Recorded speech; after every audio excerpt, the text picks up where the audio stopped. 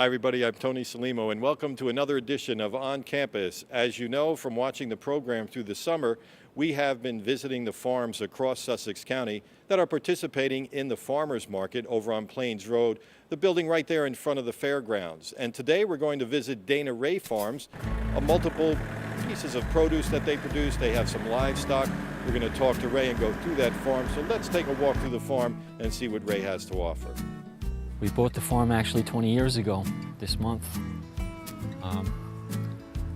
I was a mechanic for 20 years, and growing up as a kid, my father always wanted a farm. Our family business was car repair. And on weekends we would go up here actually looking for a farm. Well, my mother wouldn't have any part of it, so he never got his farm. And my dad passed away. But now he has a farm because I have a farm. Like I said, I bought this 20 years ago, and the first 10 years I worked as a mechanic and did this on weekends. My wife was here full-time.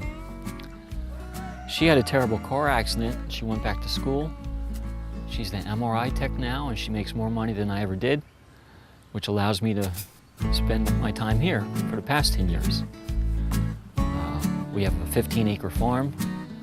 We're biodynamic, which means we don't use herbicides or pesticides.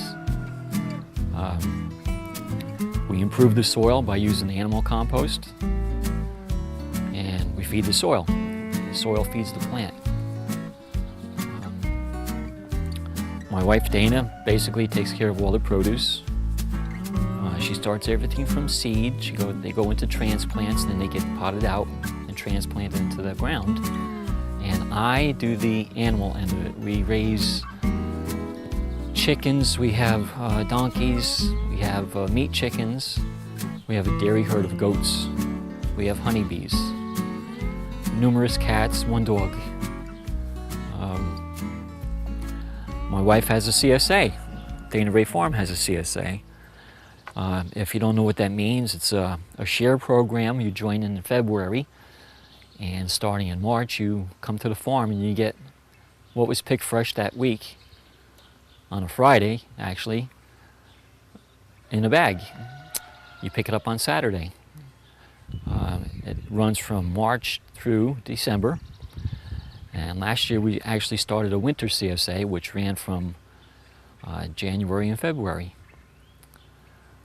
If you have any questions, you can see me at the farmers markets. I do one on Saturday at the Sussex Fairgrounds. The other one is at Lafayette Village on Sunday. We're always there. I'm always there. Come and see me. Come here, come see the farm. I can tell you how we do things at the market, but it's better if you actually see the farm. Well, like I said, we go right through December, and January is, I guess, our slowest month. But it's not a time of inactivity because we're going through seed catalogs and preparing for the next year, and then we get into February where we have our seeds, and Dana's transplanting seeds into the pots downstairs in the basement under lights. Then in March we actually light our little greenhouse with a little heater, and they get moved out here, and then they go into the big greenhouse, which has no heat. It just relies on solar heat. March is the time of year when our baby goats are born. As soon as the baby goats are born, then I have to start milking twice a day. So I'm in the barn at least 6-7 hours a day from then till we dry them up, which is usually October. Early summer is a very, very busy time, planting and transplanting and weeding and rototilling and canning. Friday nights at the kitchen that we rent, and then again Saturday we're at the farmers market. Sunday I'm at a farmers market, and it basically starts to slow down, I guess you would say, around fair time. Goats aren't given as much milk. We can relax a little more. Every day is different. You can't go in the house at night and say, I'm going to do this tomorrow, because tomorrow usually something happens and you can't do what you intended to do. Behind me you'll see the The ridge, on top of that ridge is the Appalachian Trail. I don't know the height of the ridge right now, but at one time, these mountains were as tall as the Himalayas. Quite something to think about. All the erosion over the thousands and thousands of years. And unfortunately, a lot of those rocks ended up in my field, which we have to contend with when we plant. The ridge runs north to south. So weather-wise, it aids us a good deal. Sometimes on a Sunday morning, getting ready for market, we'll come out and there's no wind. And so you dress for no wind. You go to the market down in Lafayette, and it's howling down there. It just shows you the immense effect that a mountain range has on you. This mountain range is also home to the timber rattlesnake, which is an endangered species in New Jersey. A few years ago, they did a survey for the state, and on this ridge on my property was the only timber rattlesnake they found on that day. I'm sure there's more timber rattlesnakes other places, but that day it was here. We also have the Audubon Society coming here because of the ridge. It runs north to south, and the birds tend to follow it when they do their migrations. We just had the Audubon Society here about a month ago for the spring migration, and they'll be back in the fall for the fall migration. You're liable to see anything. We have a lot of various birds here that may not be common to this area. We have whippoorwills, we have ravens, we have a lot of egrets, and bitterns. It's just amazing what you'll see out here. It's also because of the way we farm. As you see, we didn't cut every tree down. We didn't plow every field. We leave weeds because the weeds are an important part of our survival. We left habitat for the wild animals. Again, this is biodynamic farming. It's the way farming was always done until lately. Unlike last winter, we usually have quite a bit of snow, and this mountain range actually acts as a sponge. And long after the snow is melted and long after the spring rains, we get a lot of runoff from this mountain, which is why this used to be one huge farm, which is why this farm is here, because it had good access to water for their stock. Okay, we have about 300 laying chickens. In other words, they give us an egg. All our animals are free range. They're not locked in a barn. It's very important that all animals are outside by choice. They, of course, have the option to go inside. The door is open, but on a day like today, everybody wants to and everybody needs to be outside. Animals' eyes act just like our eyes do. With the sunlight going through their eye, it does chemical changes in their body. When they're outside, they have their natural diet. They get supplemented with feed morning and night, but it's not commercial feed you could buy at Agway or whatever Tractor Supply. It's feed that we have made, specialty shop down in Hackettstown that's delivered twice a week. You can actually see that it's feed. When you buy commercial feed, for instance, chicken feed, if there's a wind, it'll blow away in the dust. What you're buying is the very, very last amount of nutrition that they could possibly sell, and they're making a buck on it. It's not good for the animals. If it's not good for the animals, it's not good for you when you eat that animal or a product from that animal. You are what you eat. You are what you eat eats. I met my wife was through a dairy goat. For some reason, my whole life, I was attracted to goats.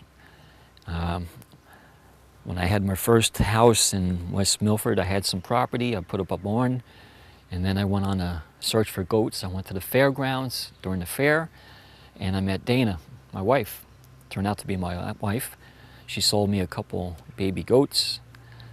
She lived in Hamburg at the time with her parents, and over the course of learning about the goats and picking up milk every week to give my goats in West Milford. We developed a relationship. I went on a quest to buy a farm. Her mother was a real estate agent, and things just fell into line, and she's been with me over 20 years, and I couldn't do it without her. She's a tremendous worker, working 4 days a week off the farm, and then the other 3 days she works almost full-time, or more than full-time on the farm. So those dairy goats, we milk twice a day. With that milk, I make soap because I can't sell it, it's raw milk. I drink it, Dana drinks it, I can't sell it. We feed pigs with it, we buy baby pigs in the spring, and they get a good supply of milk every day. We give it to our chickens, our dog gets it, everybody gets the raw milk. The only ones that don't get raw milk are you, because I can't sell it to you. It's a shame. We have donkeys. Years ago, Dana asked me what I want for Christmas, and I told her a mule. Well, I didn't get a mule, and next year she asked me again, what do you want for Christmas? And I said, a mule. And she said, do you really want a mule? I said, yeah. So we went looking for a mule. We couldn't find any local, but we did find donkeys. So we bought two donkeys, mother and daughter, and Mom was pregnant at the time. We didn't know, so now we have 3 donkeys. Dana doesn't see why they're here, but they're here because, first of all, I like them, and second of all, they're actually guard animals. That's not why I bought them, but they do. They chase other animals away. Because I'm located here, everything that's wild in New Jersey is in my backyard. I have Stokes Forest behind me. I don't lose any animals because of these donkeys. I do lose chickens once in a while to the raptors, which are always here, again, because of the mountain. But, you know, if I lose 1 or 2 chickens, that's fine. It's no reason to lock up all the other 298 chickens. We have honeybees. We have no problem with our bees. We kind of know that the problem other people were having with the bees worldwide was because of pesticides that a lot of farmers use. They spray to kill bugs and insects, and bees are insects. We don't use that. We don't use herbicides. Our bees are flourishing. We have 6 hives right now. Unfortunately, we're not going to get a good honey harvest this year because it started out great. We had an early spring, but then we had all this rain. And during the period of so much activity, we had 6 or 7 swarms. We were able to catch 4 or 5 of them, but we lost a lot of bees and not as many workers as they needed. So we will have a harvest next month, but it's not going to be what we thought it was going to be, which is typical of farming. Next year, they did an autopsy on an old farmer, and when they cut him open, he was full of next year's. So that's the way it is.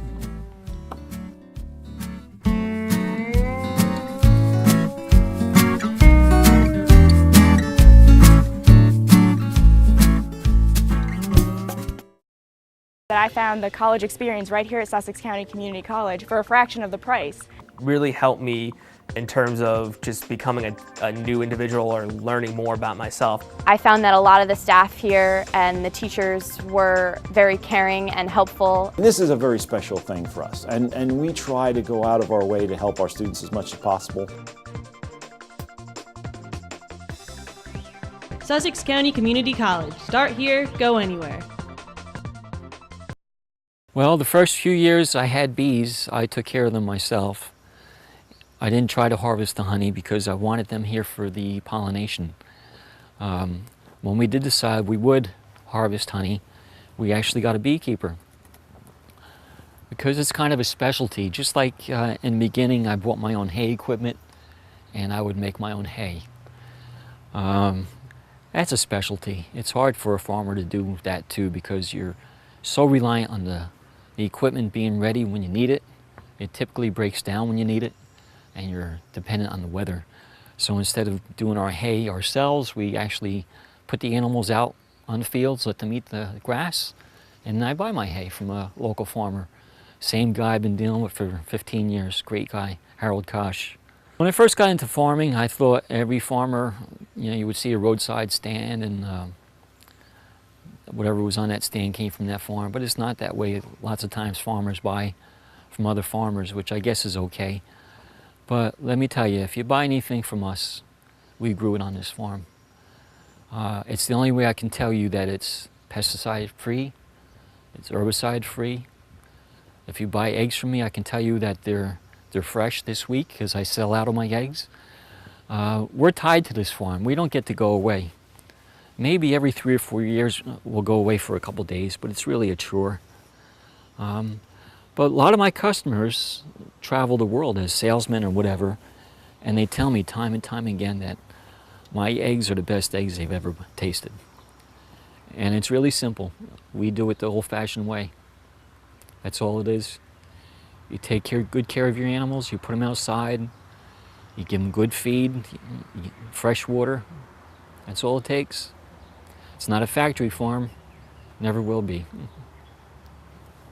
Okay, as I told you before, in January, buying seeds, the seeds get put into trays, and we start them out in our basement under shop lights.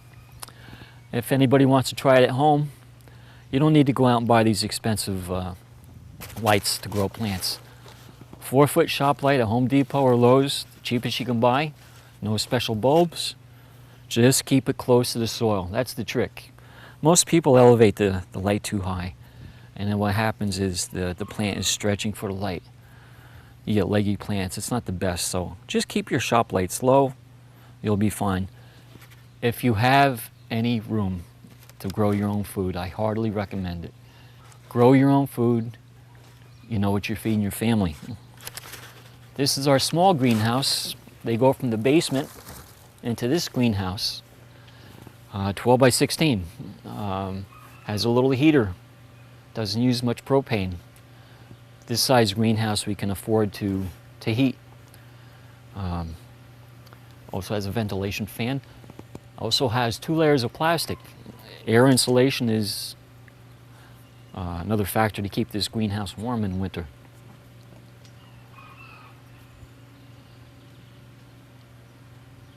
Okay. I'm the animal person, and Dana is the vegetable person. Truthfully, I'm not very fond of vegetables.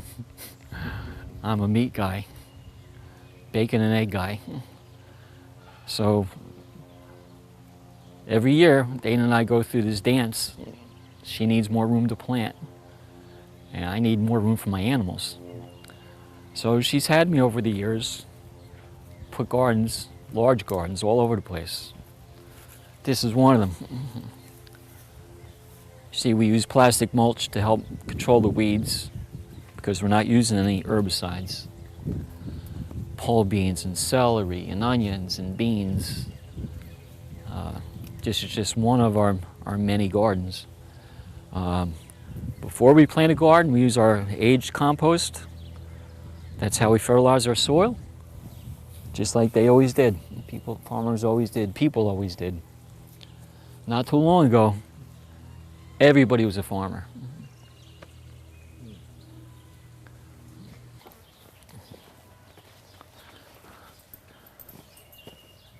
This is our largest greenhouse. It's called a high tunnel, not a greenhouse because there's no heat.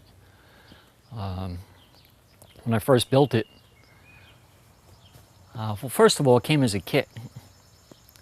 3,000 pounds of pipe. And the truck that brought it couldn't fit in the driveway.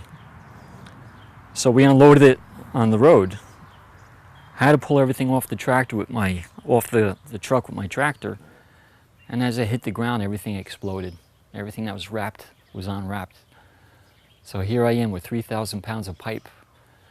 The driver gives me the sheet to sign, and he left. That's how we started out. Over a couple months, I got it up. It's a wonderful moneymaker. It extends our season. The plants move from that little greenhouse, which is heated, to this unheated greenhouse in February. In the fall, actually, the plants that we plant in here in the fall will leave through the winter. They're not tomatoes at that time of year. They're cold crops, cold weather crops. And what happens during the winter is they stop growing, but they don't die. The roots stay alive.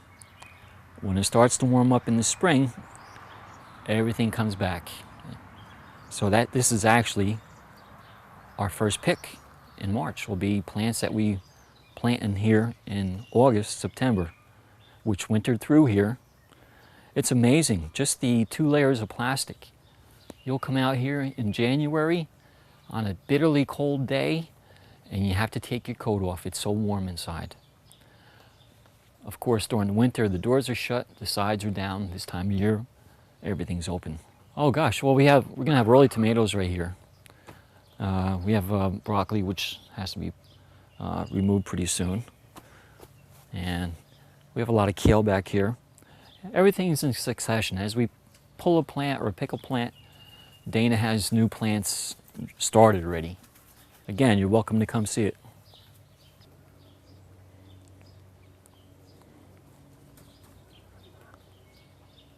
You're looking at some of our free-range chickens, which give us eggs every day. The big black guy's a rooster.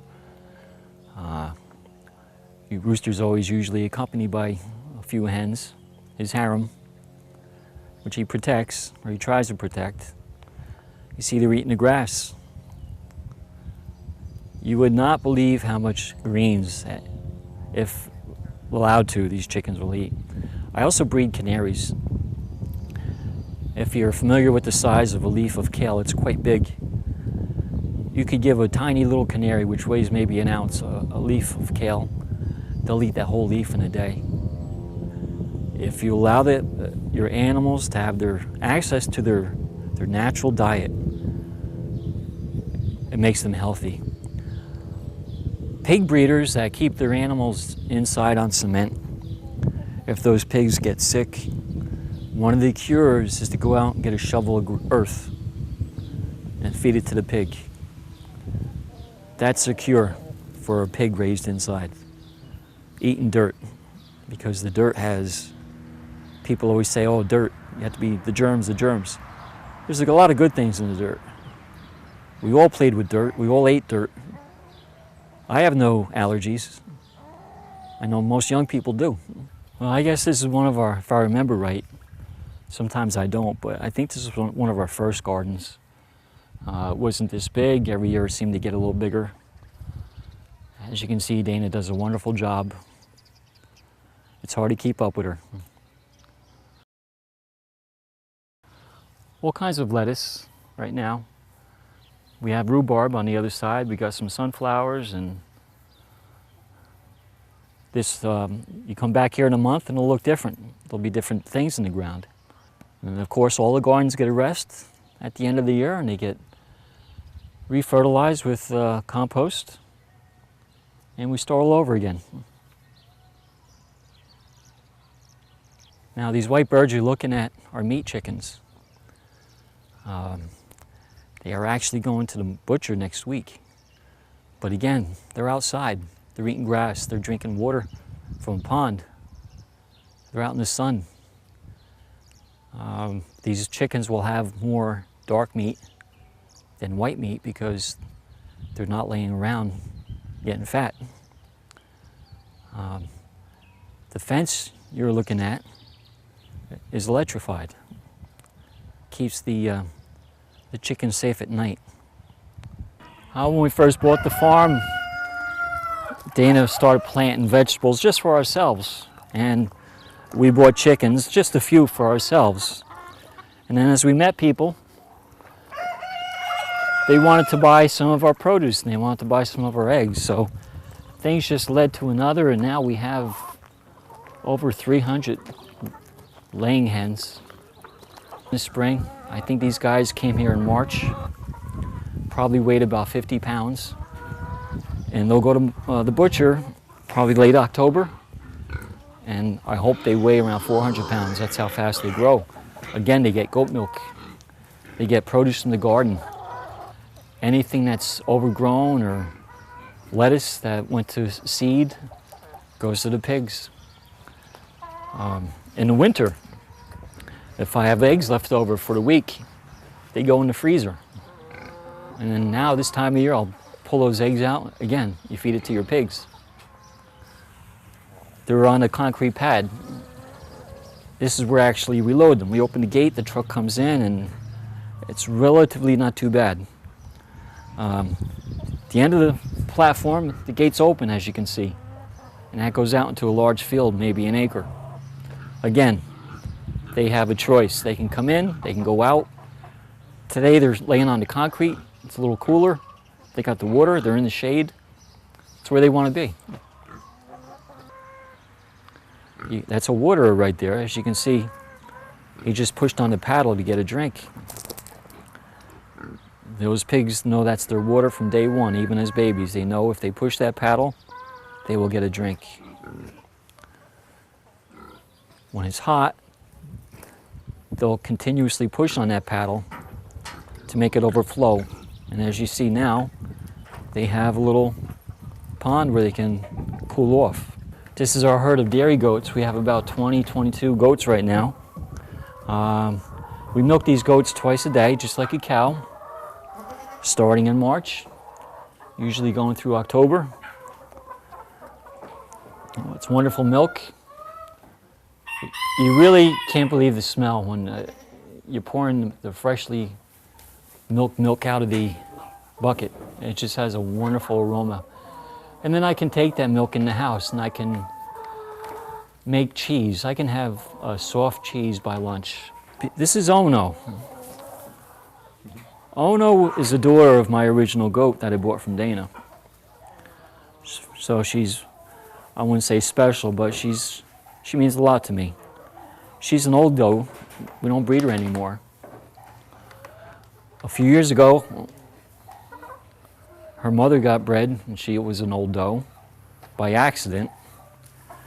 And I came out here in January, and I saw her mother in labor, and I thought I was going to lose my original goat, and I said, oh no. As it turned out, Mom was fine, and the baby's fine. She's not the biggest goat in the pen, but she's the leader. You don't have to be the biggest to be the leader. Just ask Ono. This is where we milk our goats twice a day. They come out 2 by 2 in order. They get up on the stand, and I have a milking machine. This is leftover milk from this morning. This is here for the cats. We have quite a few cats, which is fine, because they keep all the vermin away. On a farm, if you don't have cats, you have mice and rats. So I much rather have the cats. This is my 1967 Diffco milk truck.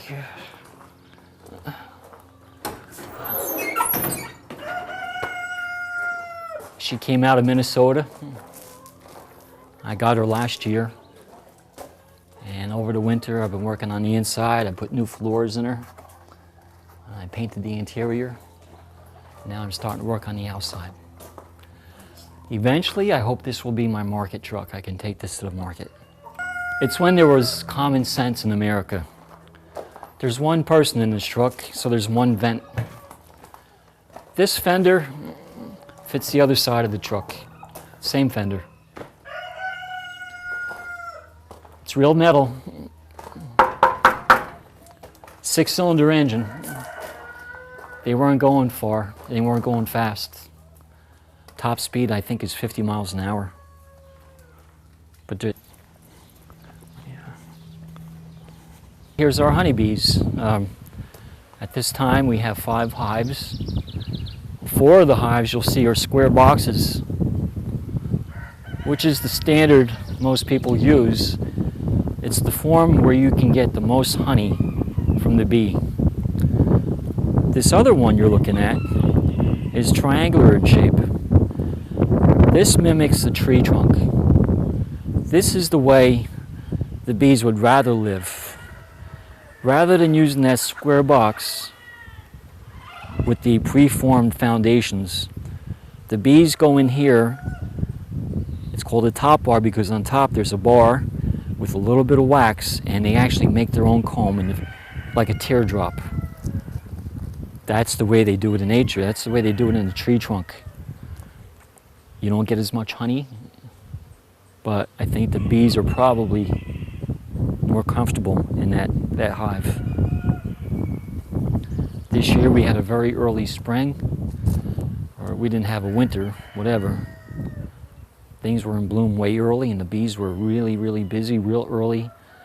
And we had many swarms, and then we had all the rain. So the rain has changed things quite a bit. So we're not sure what kind of harvest we're gonna get. The harvest will be sometime in July. Now we're in our upper field. It's a special place. This is where we used to come before we bought the farm. And we would look out at the views, look at the mountain and the trees, and we decided we could do something with this place, even though it was a mess down below. And this is really why we bought this farm. Over the years, we've been making all the gardens bigger. This one's quite big. I think there's 18 rows, and each row is 4 feet wide and 150 feet long. All kinds of things up here. Jerusalem artichokes, grapes, fruit trees, potatoes, all kinds of currants, gooseberries, tomatoes. And the soil is very good, surprisingly, with all the rock. But then we've been working on it for 20 years. Now, if you look over here, this white flower is called buckwheat. And that's there for the bees. Bees love buckwheat. You plant buckwheat once, I guarantee if it's warm, it'll come up. And I guarantee you'll never lose it. It'll come up every year. It's a wonderful plant. Beneficial insects love it. Which brings me to a subject here about insects. People spray poison on their food to kill bugs. If you do things right, the good bugs will take care of the bad bugs. You're not going to alleviate all the damage to a plant through the use of the beneficial insects, but it'll be slight.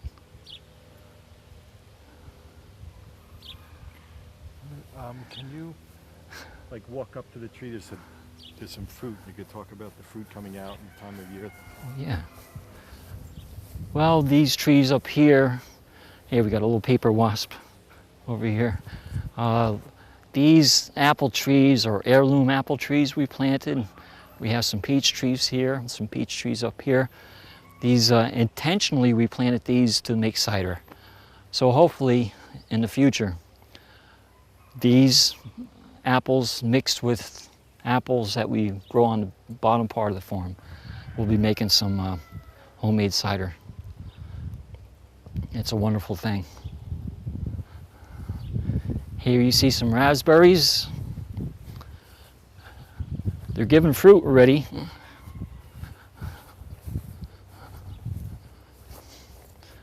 It's hard not to go by and pick it. I was cutting the grass up here last night, and of course I had to stop and check the fruit. The same thing the birds do every day.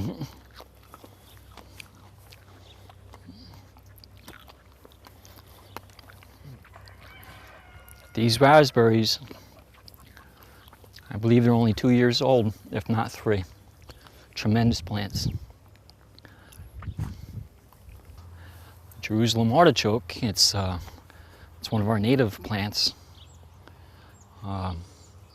There's a tuber in the ground you harvest in the fall. It's kind of bland. It's similar to potatoes.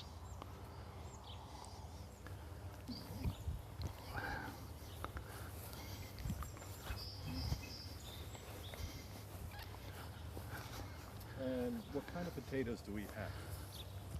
Oh, quite a variety. We have blue potatoes, we have golds, reds, Kennebecks, You can see they're in flower already. It's amazing. We'll have potatoes soon. Early potatoes. Sunflowers are a wonderful plant. They tend to follow the sun. They turn just like a dandelion. If you notice, on a cloudy day, the dandelion isn't open. On a sunny day, they're open. And they tend to follow the sun during the course of the day. All different kinds of sunflowers. Miniatures now, and mainly for decorations. Some are used for oil, some are used as birdseed. And then there's others that we eat.